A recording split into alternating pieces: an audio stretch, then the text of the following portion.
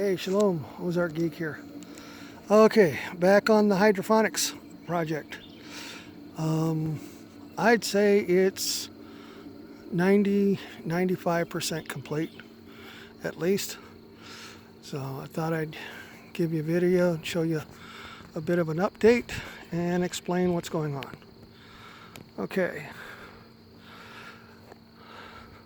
The barrel over here is the tank for the water and chemical solution. We're using an organic liquid chemical for that. In the bottom of it, I've got a 1/6 horsepower submersible pump that's feeding via water hose. Look at the green hose. It comes across, comes through here, and then it's fed here. I've got a master cutoff here, and then I put a valve in that was down here. I moved it and put it here so I could adjust the water flow of this left tube. It was getting much more water than the other tank. So with that, I can control the flow to get them even and slow it down to make sure I've got an even flow and drain in both tubes. Got electric. Here's the cover that I put on there. Decided to put on here. Another video that I saw had a mesh cover going over the whole thing to give it a little bit of a break from the sunlight and maybe help stop a heavy rain. So I've got a couple of 10-foot poles, built a square frame up there. I got some PVC clips to hold the mesh on there. Makes it all fairly light. And then as we put more plants in, you can see here I've got some tomatoes, habanero peppers. I like habaneros, yeah. Habanero peppers. The wife wanted watermelon, so we've got icebox watermelon. That's going to be planted on the end because it's going to drape down.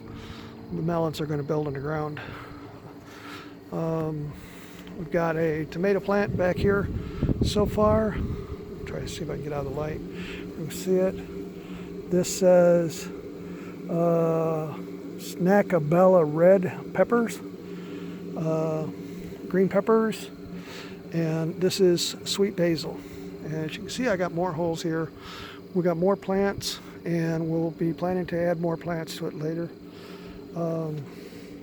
I reworked the water system output side, and so what I've done is put kind of a hard connection here. PVC, got everything sealed and tested. These end tubes here, 4-inch end tubes, are not sealed at the moment. So actually, if I needed to, I could pull those off, but there's no water drainage on it. And that goes back and drops into return. There's a water return right here. So anyway, this is our hydroponic system.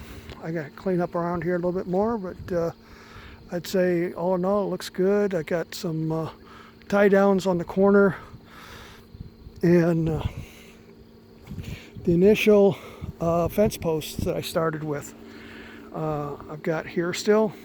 And what I did, just clamped on with a pipe clamp to a 10-foot electrical pole to help keep that in place. Because I'm using a mesh, what they call a tarp. It's still a tarp. This is a 10x16. Because I'm using a mesh tarp, it should allow enough air to flow through for ventilation and not build up too high of a resistance for during a storm. We had a mild storm here this morning, and it seemed to do okay with it. And then down the road, as we put up some vining plants, I'm going to run strings between the pipes this way, going down directly over the tubes for vining plants. And then if these plants stay healthy and stay alive for the next week, I think we're doing okay, to which I'll probably expand 2 more slots here. And we'll see what happens with that and get that going. You enjoy what you're seeing, you like it, hit the like button. If you're not already, please subscribe, and comments below what your thoughts are, suggested improvements, and so forth. Now, one thing before I close, the reason this is built like this on a temporary frame is I don't want a permanent building. If for whatever reason we don't own this land, and if we have to, I can take this down and move it, tear it apart, whatever it happens to be. But the idea was not to make it a permanent fixture.